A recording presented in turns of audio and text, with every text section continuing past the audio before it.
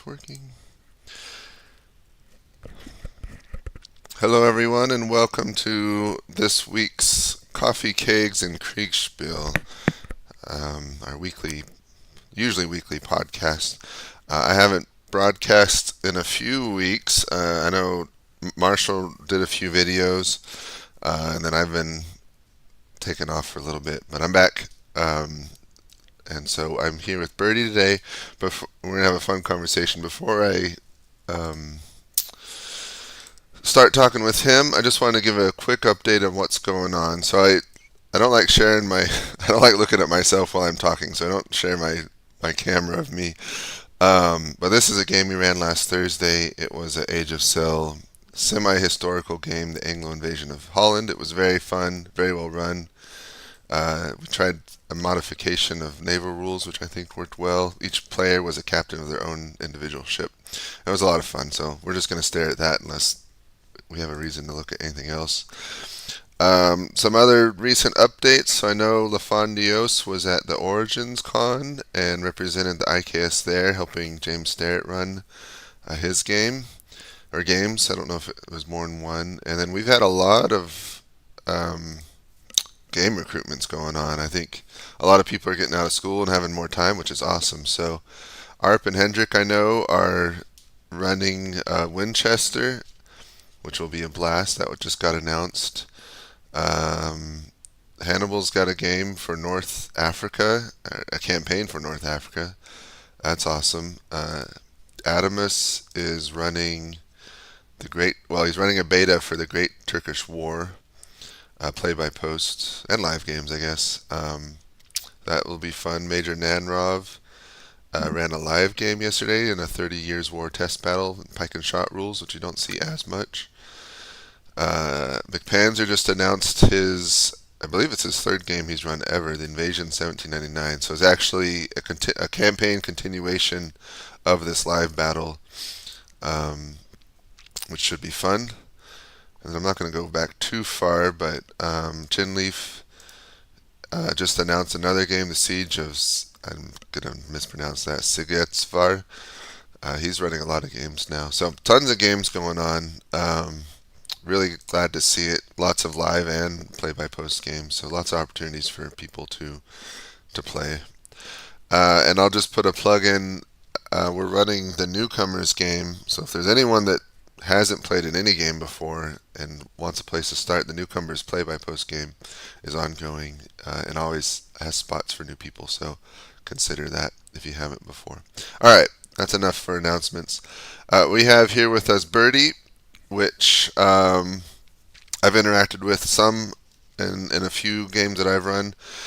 And I actually don't remember what game I think you're having a little bit of lag again. Um, Right. is it better? Is it better That's now? better. Okay. Right. Well, I'm about to stop talking and let you talk, and hopefully that fixes it. But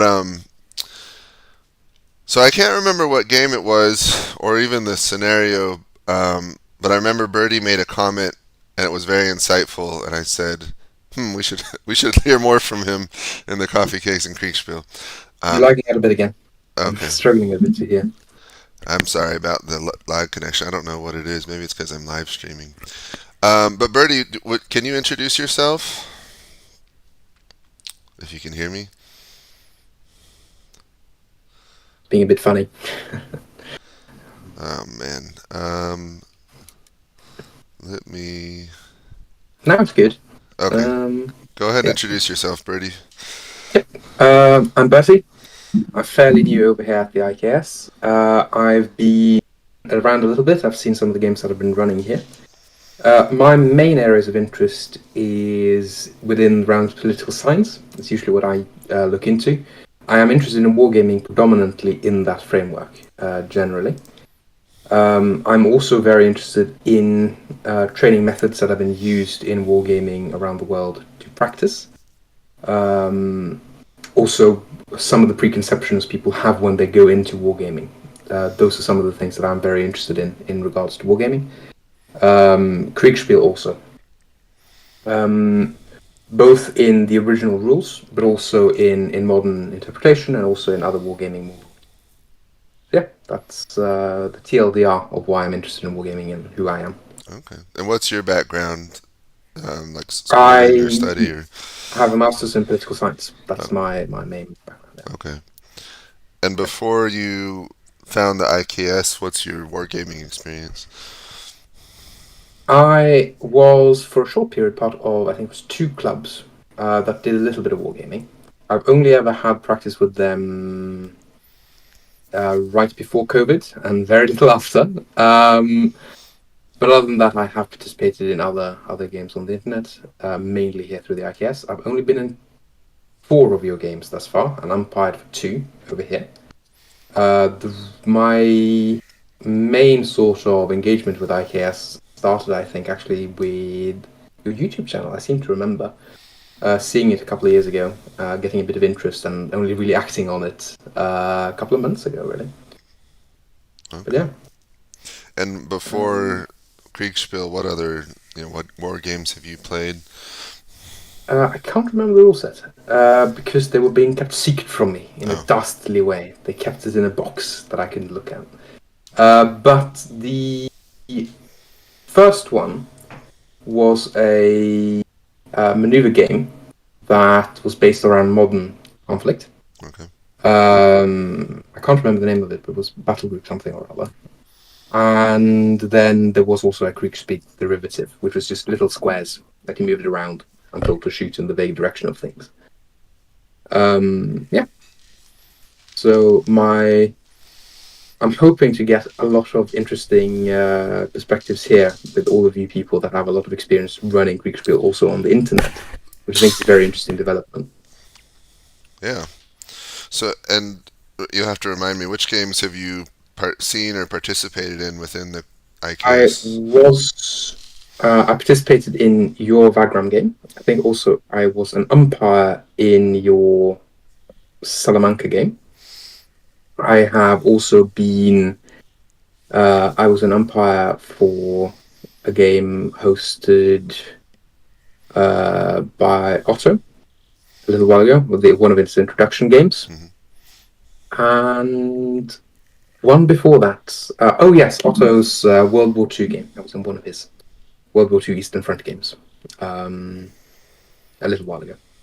So yeah, those are the four games I participated in here thus far. Okay. Yeah. Um, so, I guess what were your initial thoughts upon seeing how the IKS generally runs the games when you first saw them? Uh, well, one I think is very interesting. Looking at the makeup of the people that play them, because it is truly very international. Hmm. I think it's very interesting how you're managing to, despite time zones and despite people being in often very different situations, being able to kind of synergize all that different language skills, different abilities to integrate on that level. But even so, being able to coordinate good games. Um, I think the way that the games will run is very interesting. I like the fact that you have these channels and you have dispatches and things being written and done by umpires. I think that's a very good way of doing it. Um, the screenshots, I think, is also one of the more interesting things because you have, as in this sense, I think the umpire actually has more control than they might in real life because you can be very selective. Um, but I think much like in say a D&D game, it comes a lot down to the umpire's ability to give a sense of the battle in a verbal description, which I think is very interesting. Um, Not just for what it includes, but also what you inherently have to leave out. Um, Taking the example of the game that you have here in the background in the form of ships, even though I didn't participate, I think it's very interesting the fact that there is how do you run a game where there's multiple players, you have different language capabilities, and you still make it work at the end of the day. That impressed me a lot.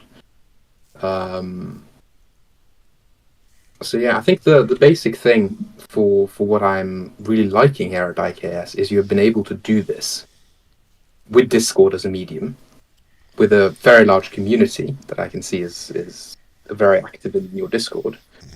and integrating it all in such a weird way. To give good to give due credits essentially. Yeah. But interfacing that, I think, because we had an interesting chat a little bit after the Salamanca game, where one of the things that I think is so fascinating with this is you have this, on one level, engaging with real battles, which I think is a very good thing, and also the fact that you have engagement with these very big, very important battles that have been fought. But at the same time, kind of, how do you engage with it as an abstraction, right? Um, so, yeah, the Salamanca game, there, yeah. The thing that I think was very interesting with that game is you have, number one, it ends with a historic result, right? You have the French overrunning the left flank of the Anglo-Portuguese Spanish army, Hmm. and then the Spanish army essentially pushing through and attacking up the left wing of the French army, which um, is an interesting sort of ahistoric situation that arises. Uh, and you can kind of think about that in regards to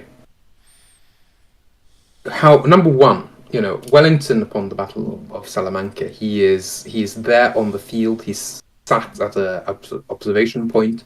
You can see basically the entire battlefield, but he's also in a very very different strategic and operational situation depending on how you look at it to the French.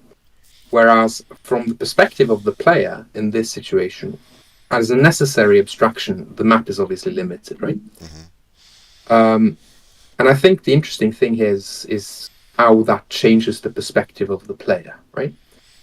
So for the French and for the Anglo Portuguese and Spanish armies here, they get a very enemy centric focus, very enemy centric approach. Whereas in reality, what you have for the French is they actually have, in many respects, fighting the Anglo Portuguese, less of the Spanish, but the Anglo Portuguese army is a side gig in Spain, right? Hmm. It's an important bit and it's happening a lot, and ultimately it's that synergy between the guerrillas and a standing professional functioning army in the field that put the French in an impossible position. But that's not really what the players are engaging with on this battlefield. Um, and I think that's really interesting, because how do you prioritize differently? Depending, number one, on the level of command. So here you have divisional commanders.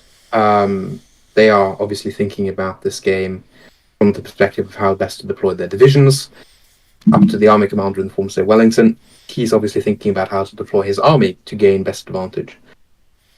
Um, but you have abstracted away a political aspect here, and I think that's an interesting thing to engage with. I don't know what are your thoughts on the impact of how you set up, say, the political or strategic situation for Wellington in a game. Hmm. What do you think is kind of the way you would approach that? Yeah, it's a good question. I think um, as much as you can bring in the background and the history and the political considerations. Oh, It, I to, can't quite seem to catch. is this any better? Yeah, I can hear you. It Uh, might actually be me, since I can see someone said that I was lagging a oh, little while ago. hopefully not. I can hear you fine, but maybe I don't know. Um, okay, I'll try to keep the mic by my mouth. I don't know if that's it. I was saying, I think as much as you can consider the history and the political situation and bring that into, if you're running a historical battle, bringing that into it and having the objectives derived from that, I think gives a richness to the battle. Sometimes, Mm-hmm. I'm guilty of this. I get lazy, and so I make the map. I put the pieces generally, or I allow the players to put the pieces generally where they were historically, and then when it comes to objectives, I'm basically lazy and say, your objective is to beat the other army, and that's about it. But I Yeah, think the more you can do to bring in all that background and history to it makes a better experience for the players, and it gives a more nuanced approach to victory because victory isn't always beating the other guy. Sometimes it's just standing where you're at. Sometimes it's beating them in a certain fashion. And so it can make it interesting for the player. Sometimes it's interesting where you don't actually give the objective, you just kind of give the history of it, and then the players have to really decide for themselves, well, what is the objective of the battle? What is success for me? What is failure? And let them determine that, and then determine if they achieved it or not. Absolutely. I think that's a very, very interesting approach because you also have, in this sense here, taking Salamanca as the example, Wellington is really mainly avoiding defeat. That's his mindset going into this. He is retreating, and the reason he's retreating is because he wants to keep his army intact. Right. He's wanting to go back to Portugal mainly, and in that sense, the idea that you're supposed to engage with the French is in a sense optional for Wellington.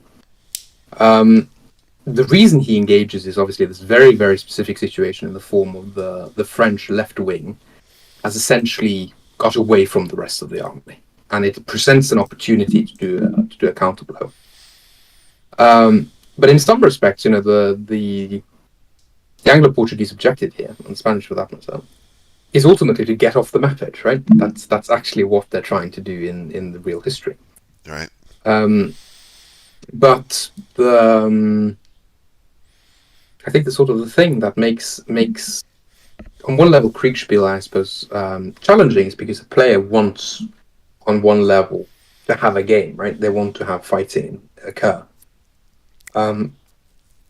which I think is absolutely the right thing. But it's also a matter of time frame, right? And the people that show up. Because if we had a grouping of army cadets and we wanted to, hammer in point of force preservation, we could have both forces marching, along and away from each other quite happily. But that wouldn't make for a very engaging game. Right. So I think you can there have that sort of as a level of engagement because you have. That is inherently like a political goal, right? The idea of force preservation is good, but it's majoritively good because it contributes to a strategic situation, right? You want to ensure that your army is secure so that you can continue having your army function as a political actor vis-a-vis your enemy. That you still have the means to inflict defeat upon them, for example. For the French, in this situation, the point of getting Wellington out of Spain is also so that they can once again disperse their forces and begin dealing with the guerrillas. And the reason why, even quite minor defeats on the French in the long term, or just the fact that they're having to chase Wellington is such a big problem, is that it means that they can't deal with the guerrillas. They have to deal with the main effort of the enemy in the form of this army. So they're concentrating, but when you concentrate, you have to bring forces out of the rural areas of Spain into your field army. That ends up with them not having the ability to engage with it. So on that level, the French are on the clock, right? They need to win this quickly so they can once again go back into sorting out the problem with the guerrillas in Spain. But representing that, one effort of that is, you make it clear to the French that they need to win the battle. They need to try to, or drive Wellington out of Spain. Either one is fine. One is clearly better than the other. But for the British, I would argue, or the Anglo-Portuguese, it's a bit more of a nuanced problem. Because on one level, so long as the French army is pursuing them, that's good. Mm-hmm. As long as the French army is busy, marching around looking for the Anglo-Portuguese, they're not busy beating down guerrillas, they're not able to affirm their control, and that's good. But representing that in Kriegsspiel has a very high political dimension as well, right? Like the idea of what are the forces they're fighting for? Well, you have an Anglo-Portuguese army here, and broadly, the British and the Portuguese are in agreement about what their goals are. They agree about an independent Portugal. They agree upon how the war should be broadly prosecuted, and they're very integrated, right? The Spanish are quite different. They have a much more nuanced political goal in that sense. They want liberation. Yes, they want to get the French out of Spain. But in addition, they don't want to see too much influence to the British. Mm-hmm. They don't want to essentially do what the Portuguese did, which is surrender their army basically to the British as a use directly by British commanders to influence policy in Spain. The Spanish rather want to. They do give some forces to Wellington on certain occasions, but they don't give, the entire Spanish army.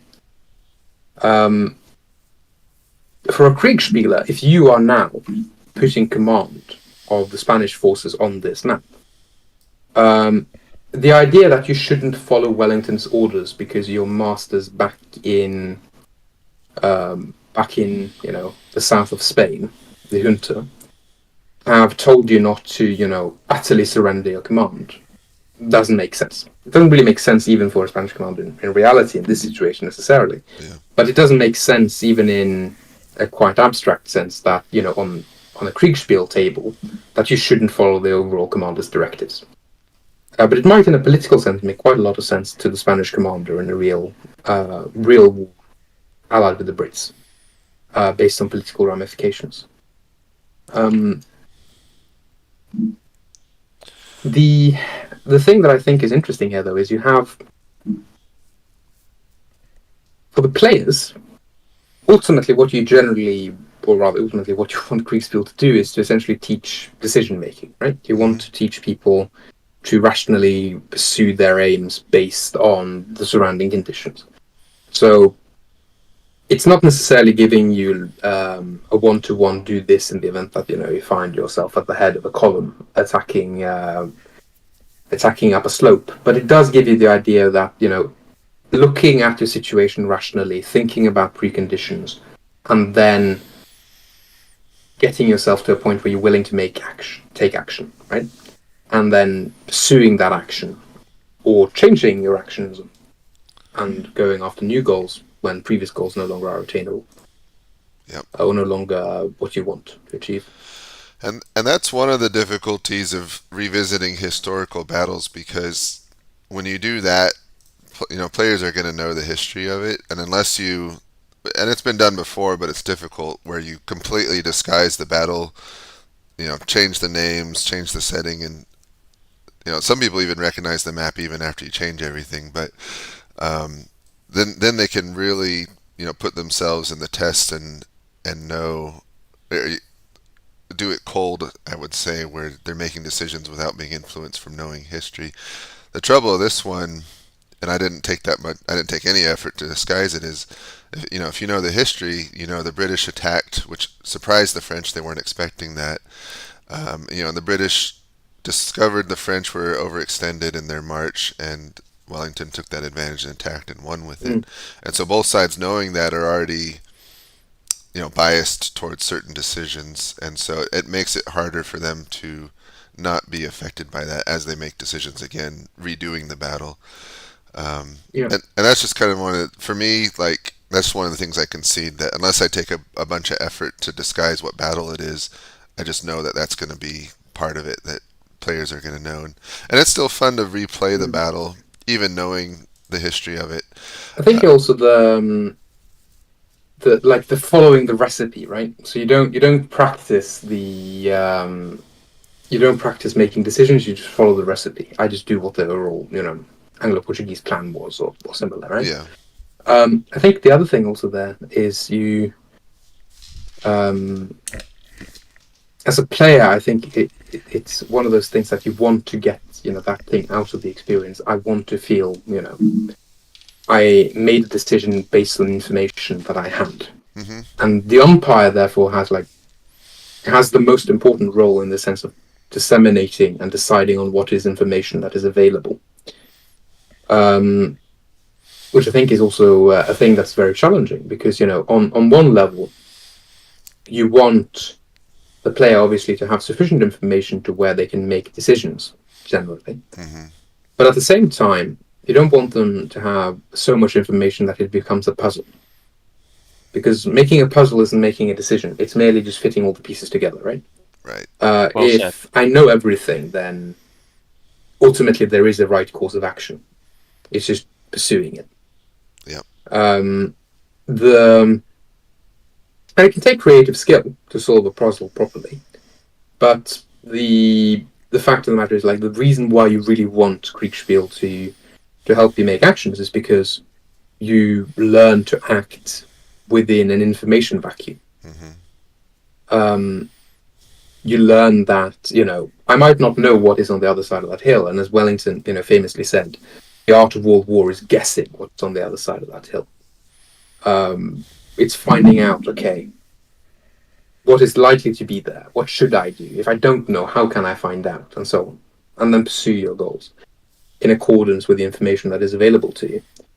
And often, when we look at these battles, it's easy in hindsight to look at them and go, why did they bungle so much? Mm-hmm. On one level, it's very much like the Napoleonic, to quote Napoleon directly, the reasons general bungle is because they think they're being clever. But on the other level, it is just the natural result of, if you think this is the natural thing to do based on your limited information, and then you suddenly notice, you've made a mistake. It's often too late. Yeah. The thing of simulating that in Kriegsspiel is also having it so that the player feels that they can engage with it on that level. I think in that way, to use a sort of very gaming term, you have immersion, right? You feel that you're immersed sufficiently in the scenario to where you not knowing that there was an enemy hiding in that wood is to do with the reconnaissance didn't find them in time, not the fact that the umpire has decided to make things difficult for you. Right. But that also takes a great deal of trust, right? You want everyone to trust that the best decisions, or rather that their decisions, are being fairly treated by the umpire, and that the umpire is working to make the scenario, if not fair, then, to use kind of another term, it's realistic that it ends up the way it is. It's understandable. You can, as a player, you can tell the story of, oh, I walked over the hill, but because my reconnaissance forces didn't reconnoiter the wood on the right, I didn't see the cannons that are now shooting in my flank. Yeah. You can make that as a call rather than, someone threw a dice and the dice said that I can't see the cannon. But ultimately, that is part of the action of it. I think that's also necessary if you want to create fog of war and create ambiguity. And Salamanca is a wonderful example of this. I very much doubt that this is a French disaster if, number one, the left wing of the army realizes that it has walked too quickly, it's gone too far without support. Mm-hmm. Because if it knows that, if it's fully aware of its position relative to the rest of the French army, it would probably stop and it wouldn't go that far forward. And also, the French are very unlikely to, or rather, the British are very unlikely to attack at Salamanca if the French seem to know exactly what's going on. But if you want to simulate that, you need that fog of war. And also, I think that extends to the political situation as well, right? So it's easy in hindsight to see that the reforms of King Joseph are not going to work. He doesn't have popular support. Some of his reforms are popular, but the fact that he is a French king in a Spanish country doesn't work. Yeah. But that had worked before. That had worked in many European countries. There had, very nearly been a Spanish king or rather, very nearly been a French king on the Spanish throne, just a couple of decades before this. And the Spanish were quite enthused by the idea. But the political situation has so fundamentally changed by then, and you begin to see, the roots of nationalism and so on. But all of this, boils down to the Kriegsspiel level, where we have to act with abstraction, I feel. When acting with ambiguity, and this is more of a question for you as an experienced umpire, how do you engage with ambiguity when you want to host a game? How do I engage with ambiguity? What? Say that a different way. What do you mean by that? When, how do you ensure that the players are aware that they have limited information? Or rather, how do you impose limited information upon them? How much information do you think is good? Hmm. When do you think it's better to limit the amount of information available to the Yeah. player? Well, I think the way we do it automatically generates a lot of limitations Hmm. because if this were a physical game in a game conference, you'd have if it's a normal war game, you'd have one table and everyone would see this whole thing, and you know, so you might be let's pretend you're Marmont over here. You would know that the British have a division way over here. Not very realistic. But when within Kriegsspiel and especially online, if it's Kriegsspiel, you'd have three tables maybe, or maybe more. It depends. But in that Yeah, table, the French might be one team, and they may see all of their pieces and none of the British, or maybe just a few of the British.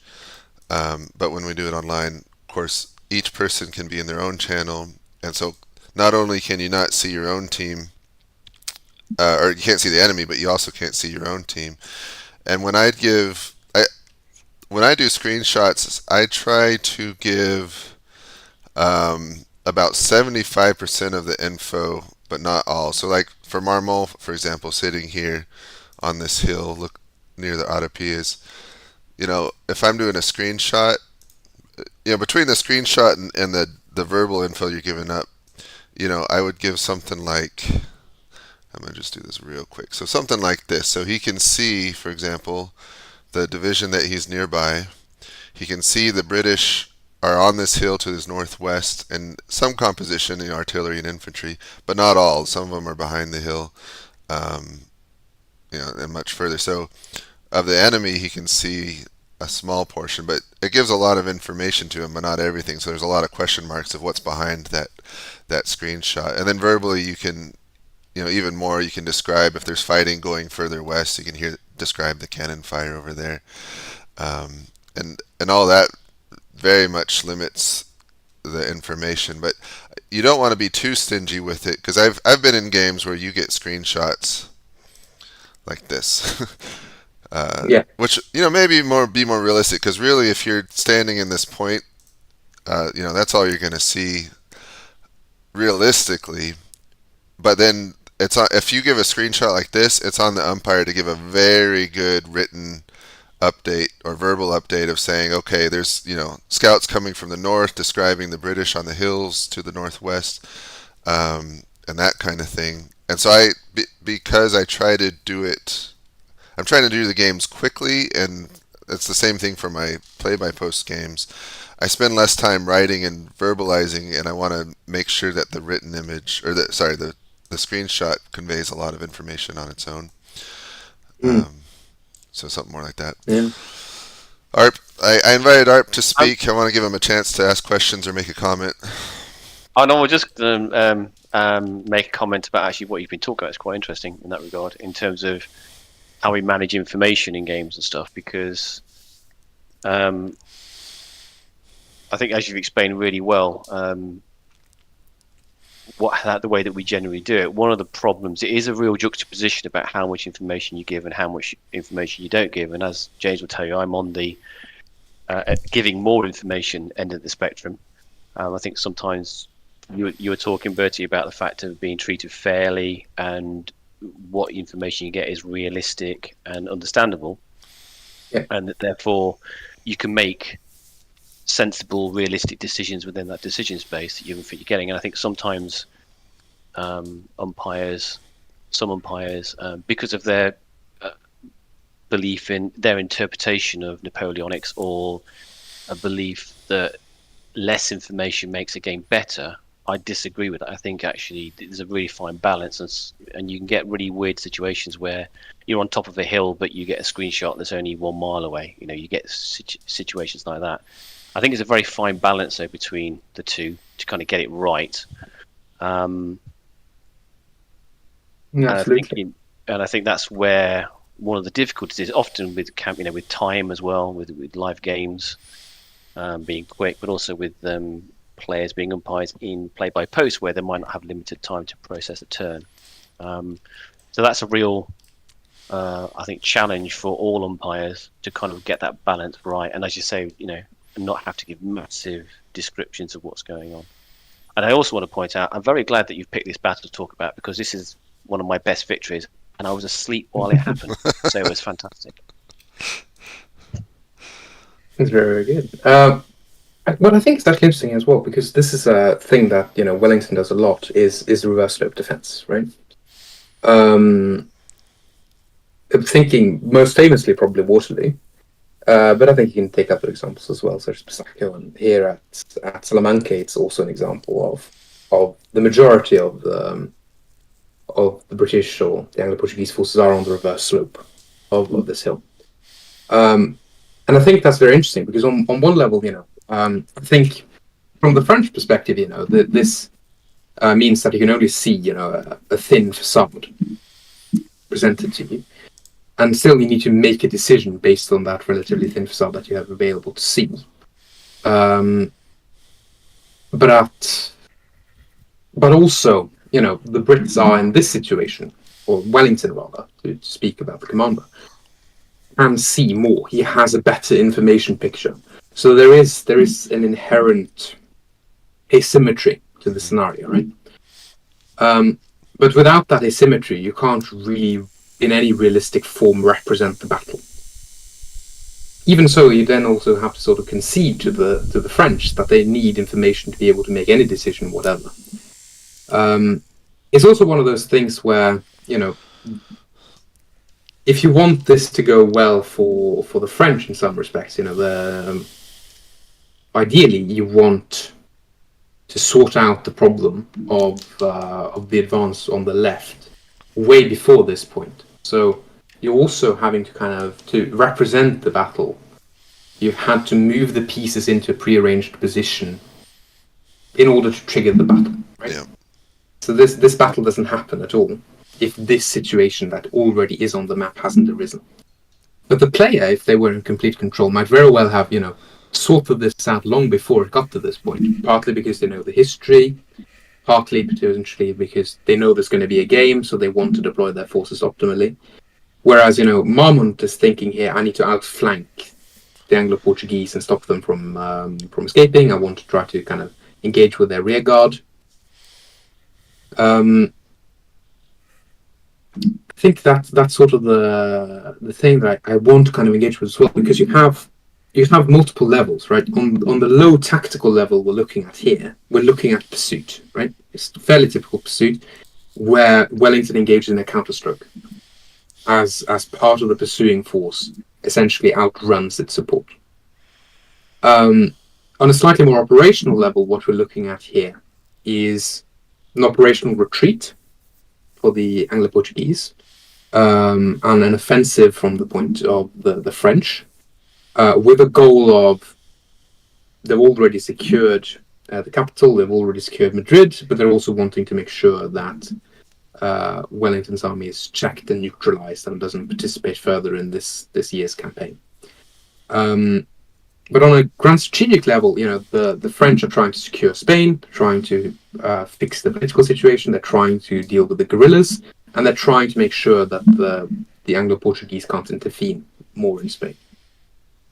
On these levels, I think it's very sensible that, you engage with Kriegsspiel typically on this very tactical level, right? Am I correct in making that as my base assumption? The most classic is doing battles like this. Although we are seeing a rise within the IKS, I'd say, of the more operational and strategic games. We're seeing a lot of those happening now, which the political is a major factor in those, which is a lot of fun. Absolutely. I think for campaign games, then you get a bit more. Again, the operational ones, you get a bit more. Players change their style of playing. You're right. For this game, it's just purely tactical. And from my perspective, when I did the plan, it was just to force the British away from the river remember right. I've forgotten what the actual the history of Salamanca. I don't know the Spanish ones quite so well. And as you pointed out earlier, it's a really difficult because I know what the battle happened, the basics, and I know what Wellington did. So it's interesting in that when it's always a problem of how do you create a replica of the battle if you want to do that, because you'd have to probably put the French in positions which we were in historically, because we're not going to make the same mistakes. But also you've got the opposite of, well, the British know that as well, so are they going to act in the same way in a tactical battle? So you can actually, then it becomes interesting because the whole battle changes. And I've gone off on a tangent, sorry, from what you were saying. But yeah, it's I guess I was saying that for this, it becomes a very tactical experience as opposed to thinking of the greater political things, and that's more difficult to manage in these kind of games. Yeah, and I think it's not necessarily a failing inherently, because ultimately returning to like the base understand, like the point is sort of to, practice decision making, right? That's kind of the point of wargaming. Fundamentally, practicing decision making, and I think on one level, the political situation mainly, I think, feeds into this in regards to the information space on the tactical level here, anyway, which is, the reason why we're doing this battle. How do we conceptualize this battle? How do we perceive the victory conditions from the different sides? Even though I know you just declared, this to be your greatest victory, I seem to remember sitting in the room having, everyone declaring some sort of at least limited victory, especially the Spanish, as this, perception-wise, very important for the player perspective. But the problem is, there isn't a tomorrow, right? There isn't a tomorrow in this situation. And I think it's sensible for Kriegsspiel especially to often, call it when the point of the scenario has been reached, when the attack has culminated, or when the lesson to be learned, so to say, has been taught. But ultimately, Wellington at the end of Salamanca, he's thinking mainly about how can I regroup the army and prepare them to continue marching, and how do I reorganize everything and get everything sorted again. And the French are thinking, how the hell do we get away from this? Oh,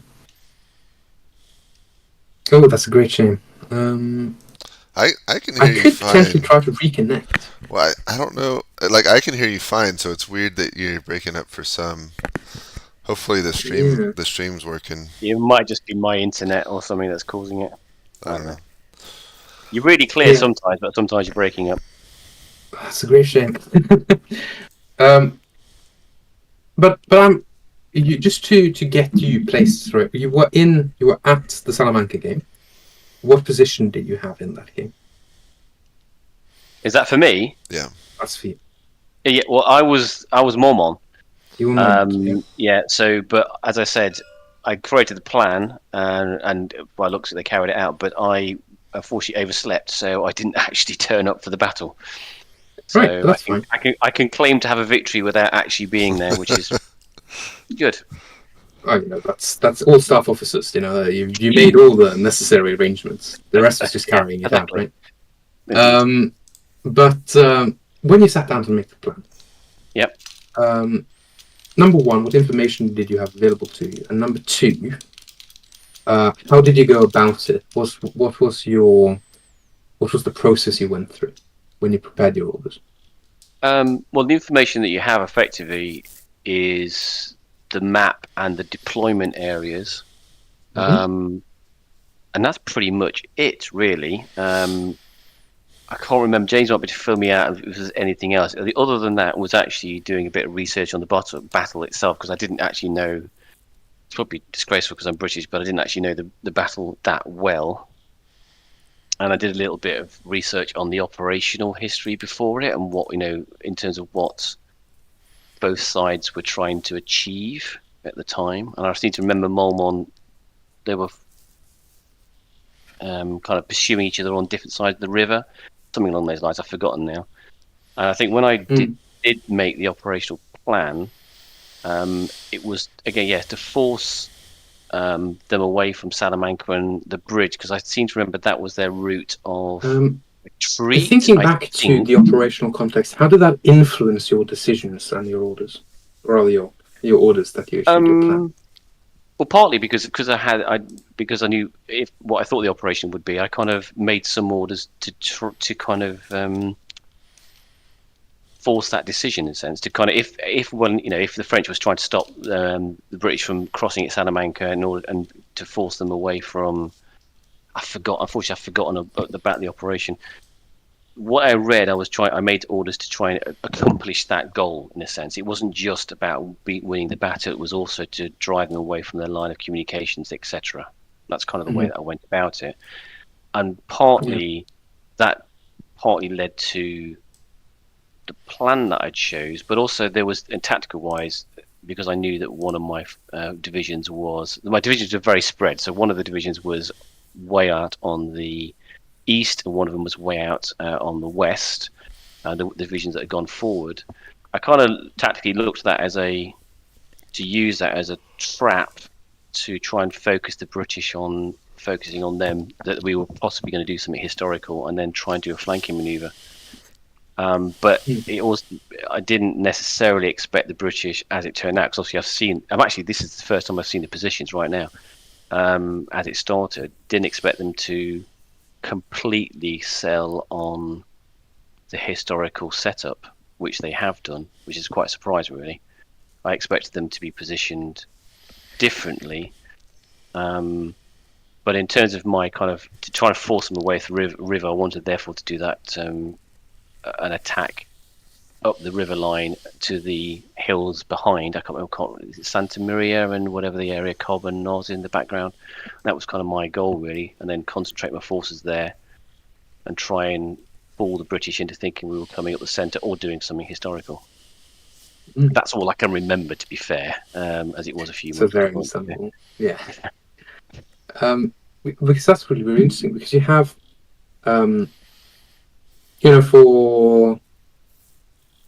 for the French, it's an important thing to try to, remove this army as an instrument in influencing the political situation in Spain, right? Because ultimately, so long as this army exists, it's going to force manpower, it's going to force attention away from dealing with the guerrillas. So on that level, you are really wanting to ideally destroy it, but also, it is sufficient to drive them out of Spain in some respects. But on the other level, you have also this like very, very operationally, I really like that, trying to interfere with the lines of supply and endeavoring to kind of lock them in place and presumably then destroy them. But simultaneously, you have this thing where, the problems sort of engaging with it on such a high political level is, at this level, it is incredibly tactical. And it's understandable that, there's operational implications, there are strategic implications. But even in real life, on this level, it is a tactical exercise in many respects with operational and strategic implications. For this, like, there is obviously the thing where, even in real life, there's fairly common order structure where, you have the destroy the machine gun nest in order to, right? You have the in order to, and you find out why am I doing this? Why am I doing this? Why am I doing that? Often thinking, as I'm sure thinking 2 steps up. What's if you are a brigade commander, what's my divisional and corps commander thinking? Is essentially the way of framing it, right? How do you disseminate that sort of thing? How do you get that going? How do you frame that to your players usually? Well, I think the best way to do it is if you give good overall objectives to whoever the CIC is, it's on them to make a plan and then disseminate that down to their subordinates and with sub objectives. So it shouldn't be on the umpire defining that. Once you Absolutely. give the objective to the team or the commander, then it's on them to do that. I think that's the best way to do it. Indeed, So and the you umpire kind of provides like a strategic and operational context Yep. from which the CIC decides what is going to be his tactical objectives. Right. yeah, Yep. overall. Yeah. And then So discussion with the players about how best to go. I mean, the CRC needs to kind of come up with a basic plan, and then what I would do was get comments and try to get other. Because part of it as well is there's this getting other players involved, even in the playing stage, to actually make it interesting for people to play the game, so they can. Particularly new players really like to do that. Older players, lags like myself, tend to sort of sit back a bit more because to let not to kind of crowd the CIC. But I think that's also very important in these games for me, is to kind of get engagement from everybody into it and not be too dictatorial, even though that's probably how army commanders would normally be. But I think it's a kind of a joint experience. So there's kind of a bit of a bit of odds from reality in terms of how maybe Mormon would actually act to how I would act in terms of trying to create enjoyment in the game for players. Yeah. Yeah. So I think it's also, your goal here is to, on one level, enjoyment and enjoying the game, whereas his objective is, incredibly political and strategic and operational. Absolutely, He's not yeah. really minding if his subordinates are having a fun time. Yeah, exactly. Yeah. We're coming up on an But hour, so we have you turning it a little bit over to you then. So James said he's made his scenario. He's made his operational, political, strategic context. You've been provided that information, as you said, and you've been provided some tactical ramifications in the form of deployments. You've engaged with your subordinates. Then, of course, the problem as a CIC is you have to then make a decision, right? You have to go, okay, this is how we're going to do it. Input is great, like everybody's input, but I need. Do you want me to maybe say it again? Probably a bit more concisely. Maybe that'll help a bit. But anyway, TLDR. You've got all the information. You've got your team that has sat down and they've planned. When you go about making the tactical objectives, to what extent is that influenced by all of that information that you've already got? How do you prioritize which information is relevant? as an umpire, I didn't hear a word of what you said there, unfortunately. I'm very sorry. I'm sure you're waxing lyrical, but I did. I guess I heard the last of it about how you prioritize the information. Okay, I'm gonna but, try a little bit more now. Can you hear me? Is it better? God, it's better now. Okay. So doing the TLDR version of what I said, you've got all this information now. The umpire has provided you lots. Your players have engaged with you, but ultimately, if you are the CIC, you now have to kind of put the foot down and say, "This is the plan." Yep. Number one, on what stage do you do that? Is it on the day? Okay, we're done now. Now we're gonna have to draw the line. Or do you do some sort of a little bit more in a? I give you first a warning order. Here's some things I want you to start planning for. Then feed information as you go. How do you go about that? For me, it depends upon the game really. If it's a live game and there's a short turnaround, you tend to be I mean, if it's a real live game, you just throw it in. You've got like 20 minutes, sometimes if that. So you really have to come up with something really, really quickly, and then make a decision and give people some direction, and then you're off. If you've got 4 or 5 days or a week, sometimes with James's games, then once you get people to, usually without, I say, about 3 or 4 days before the game starts, you kind of decide on what a plan is. I do, based upon what people have said and the information you've got, and then you kind of leave final comments if people want to make suggestions or highlight things, which may change things or make small changes.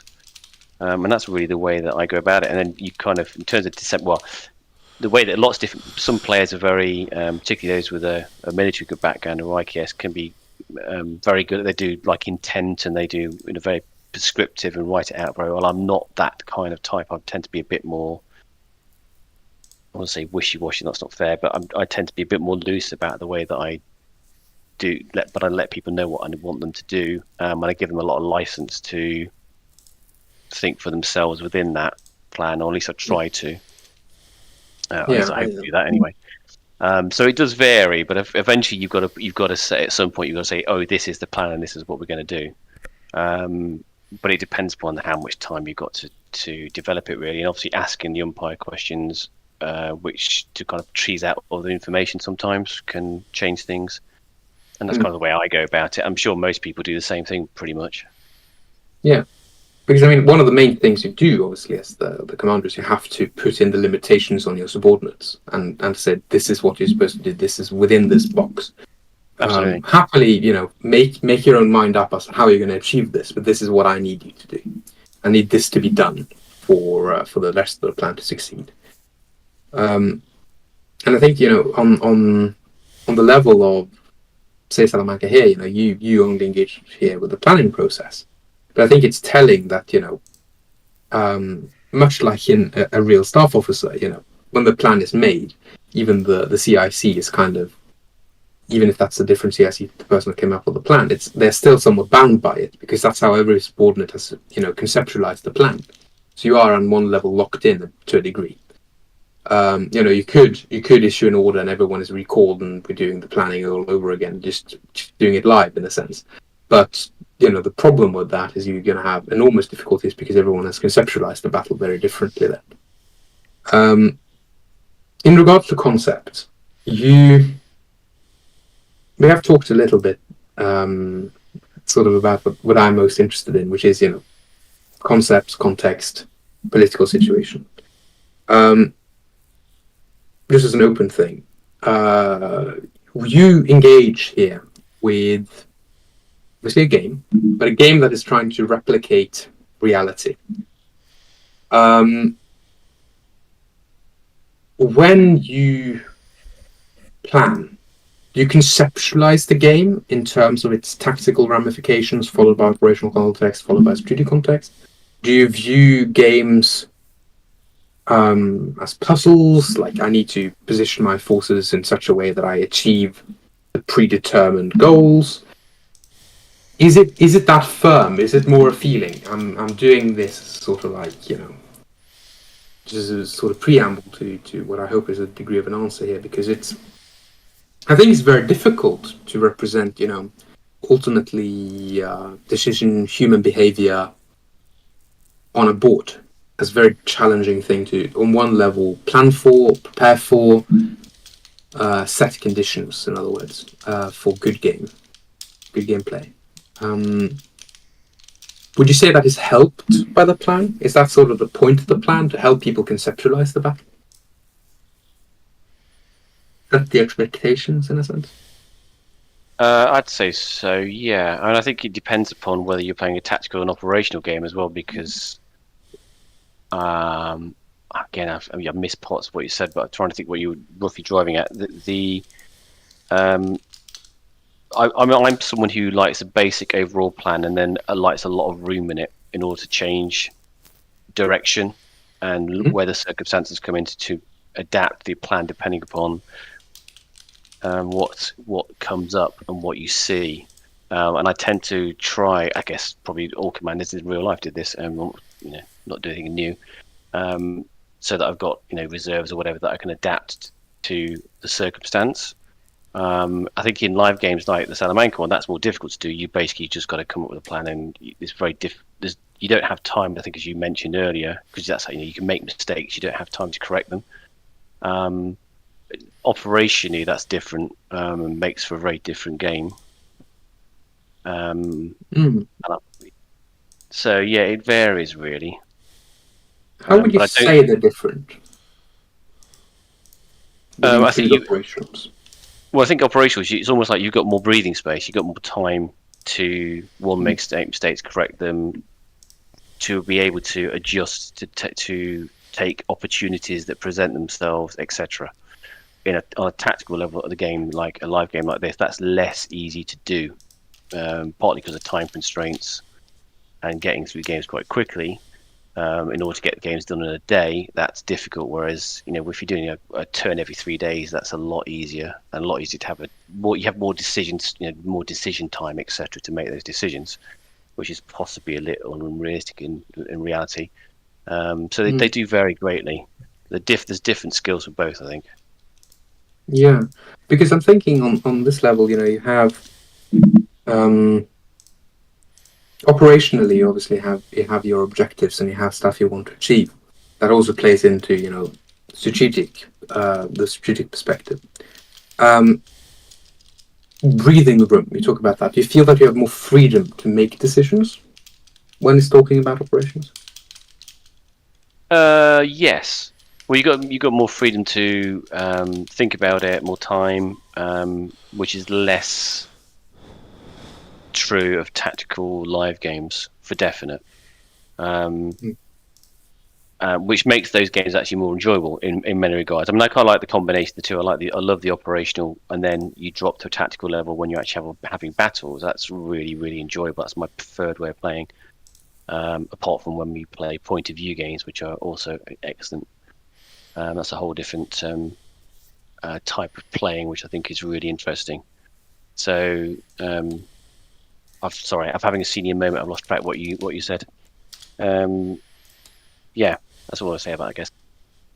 Yeah, because when you have operations, I mean, they have using the language of the day. We would more be talking about campaigns. How do you plan a campaign? Um, I've had a look at some of the things from the 1796 Italian campaign, for example, and one of the things I think is interesting there is you have these battles and they follow on, and you have this sort of like flowing, changing context, and you have battles that are quite happily completely different and completely ahistorical. But the result is that I think the plague has um, I suppose more influence, It's an art. have a greater effect, Yeah, maybe. the battles happen organically versus being forced from history. Yeah. So Um, but I think also then you have what is it? The interesting thing here, like on the operational side, um, you have very different pressures that are brought upon the commander, right? Typically, they are things like logistics. Where's the food? Where's the fodder? They don't have an immediate tactical ramifications necessarily, but they're very important, operational and strategic considerations to make. And I guess that's more of a thing for the umpire, right? How do you represent, say, the manpower capacity of a nation at war? So, for example, for the French, a big problem in the beginning of the Revolutionary Wars is the logistical problem.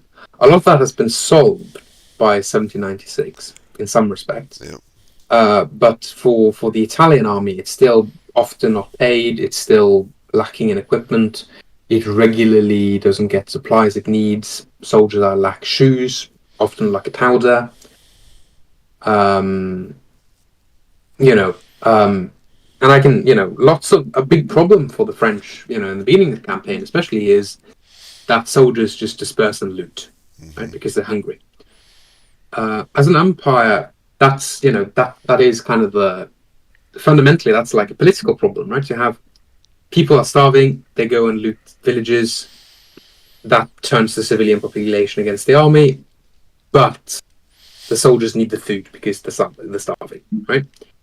Um, is there a way you represent that? Is there a way you can kind of engage with that? And also, how do you think that impacts players when that is the sort of position you put them in? yeah, uh, yeah. When you're doing a large scale operational game, I think it can be simulated, and it's important to. It's very difficult to, Mm, because if you can, and I've seen it happen lots of times. Players go down the rabbit hole of wanting to simulate all sorts of different, economic and political things, and it becomes so much that it halts the game because it's just too much to keep track of and run. Um, yeah. and it just makes it difficult. Bertie, I've loved hearing from you and talking with you. I don't want this podcast to go too long, so I think I'm gonna Very stop it understandable. here. But I want to invite you again, and maybe after the diplomacy or a larger scale operational game ends, I'd love to have you again and hear, especially like the political and operational considerations of it. You have a lot of cool insight. So thank you so much for joining and participating. Really appreciate it. Thank you for inviting me. To all those who are listening, Baphomet, Naber, I think see Tom just joined. Thanks for listening in, and we'll see you next week. Bye, everyone. Bye.